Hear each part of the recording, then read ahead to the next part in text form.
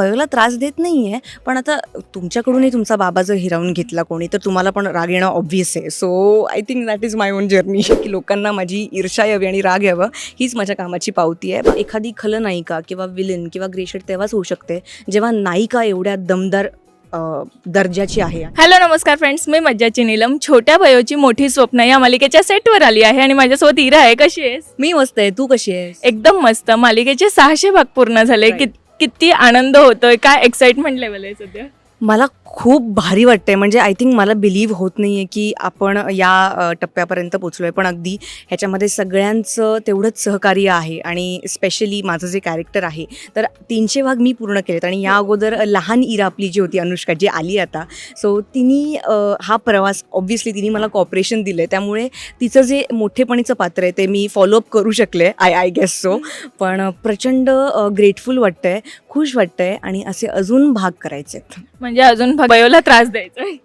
हां, म्हणजे ॲक्च्युली मी बयोला त्रास देत नाही आहे, पण आता तुमच्याकडूनही तुमचा बाबा जर हिरावून घेतला कोणी तर तुम्हाला पण राग येणं ऑब्व्हियस आहे. So I think that is my on journey.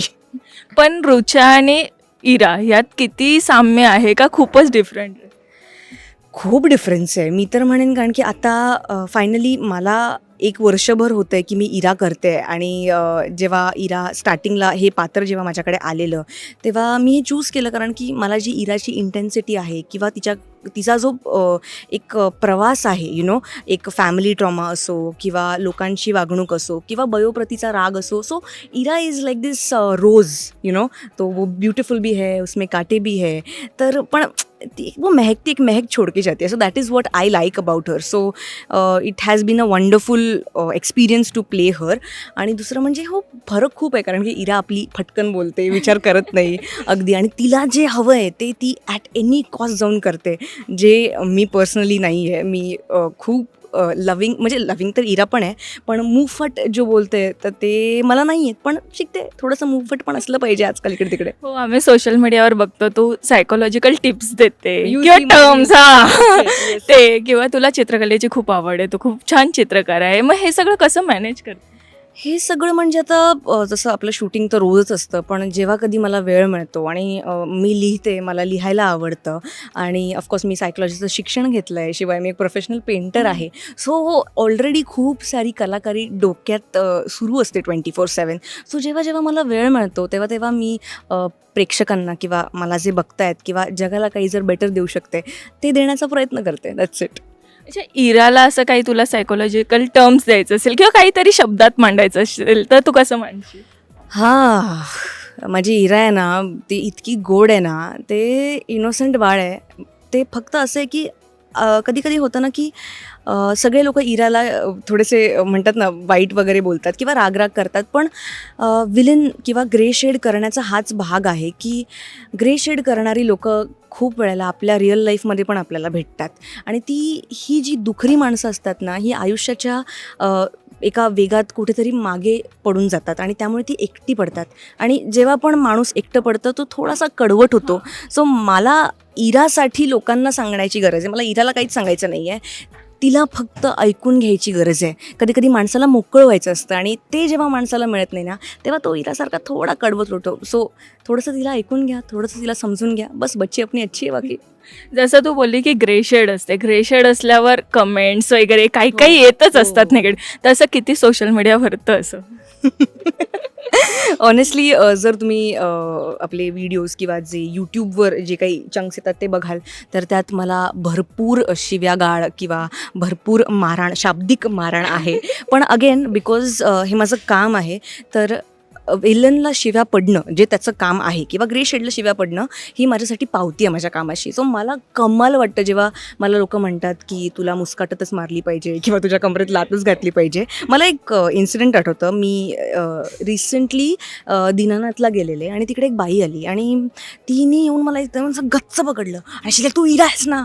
आम्हाला हो मी इरा आहे. अगं खरंच तू इतकं छान काम करतेस ना, तुझ्या कमरेत लात घालावीशी वाटते.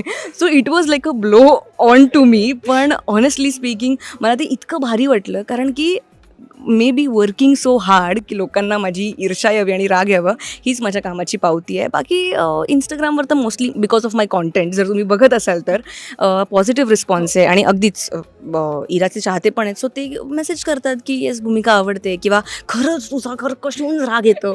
सो ही माझ्या कामाची पावती आहे. हे खूपच छान आहे. पण आता जास्त वेळ सेटवर असतो म्हणजे आपण, कारण की आपलं शूट असतं, मग Yes. बाकी जणांसोबत कसं जमून येतं?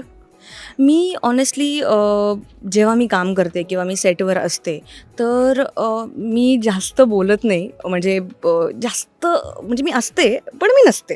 सो मी थोडंसं स्वतःच्या दुनियेत राहणारी आहे. ॲज आय सेड 24/7 खूप काही चालू असतं. माझं वाचन असतं, माझे पेंटिंग्ज असतात, मी पेंटिंग्स करते.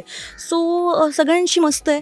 आणि बाकी टाईम मी मस्त स्वतःमध्ये असते, काहीतरी छान लिहित असते तुमच्या सगळ्यांसाठी, आणि छान मस्त क्रिएटिव्ह मेरी दुनिया में मस्त, बाकी सगळ्यांशी सॉर्टेड. पण बयोचा जेवढा रागराग मालिकेत करते तसं ऑफस्क्रीन तुमचं बॉन्ड कसं आहे? ऑफस्क्रीन सुंदर बॉन्ड आहे. आणि आम्ही प्रोफेशनली ॲक्च्युली असं म्हणतात की जो तुमचा बॉन्ड पर्सनली असतो तर तोच तुमचा प्रोफेशनली रिफ्लेक्ट करतो. आणि Vijaya as a co-star is very nice. ती खूप कॉपरेटिव्ह आहे आणि ती तेवढ्याच म्हणजे अगदीच मी म्हणू शकते की एखादी खलनायिका किंवा विलन किंवा ग्रेशेड तेव्हाच होऊ शकते जेव्हा नायिका एवढ्या दमदार दर्जाची आहे. आणि ती तेवढं मला गिव्ह अँड टेक जो असतो तो इतका छान करते की आपसूक माझ्याकडूनही माझ्या कॅरेक्टरसाठी तेवढंच निघतं. Yes, professionally we are on great terms. आणि yes, we are pretty professional. आज सगळेच आले म्हणजे जी छोटी बयो असो हो. किंवा छोटी इरा असो, सगळेच आले. त्यांना भेटून कसं वाटतं? कमाल वाटतं आहे. म्हणजे मला असं वाटतं की मी जे काही गेली 1 वर्ष साकारते आहे, सो त्याचा बेस म्हणू शकतो किंवा त्या कॅरेक्टरचा जन्म आपण म्हणू शकतो, ते आज इकडे आलेलं आहे. त्यामुळे कमाल वाटतं आहे. आणि त्यांना बघून तेवढाच आनंद आणि तेवढीच एक्साइटमेंट वाटते की जिकडून माझ्या पात्राची सुरुवात झालेली आहे. So that's amazing. हे खूपच छान आहे आणि अशीच मालिका पुढे जात राहू आणि खूप खूप शुभेच्छा तुला. Thank you so much. इट्स मज्जा. We have always had great experiences. माझ्या लास्ट प्रोजेक्टलाही आपण भेटलेलो आणि या प्रोजेक्टला आपण परत एकदा भेटतोय. त्यामुळे कमाल वाटतंय आणि असंच आपण भेटत राहू आयुष्यभर. थँक्यू. मराठी चित्रपटसृष्टीतील लेटेस्ट अपडेट्स आणि गॉसिपसाठी आमच्या चॅनेलला सबस्क्राईब करा आणि बेल ऐकन दाबायला विसरू नका.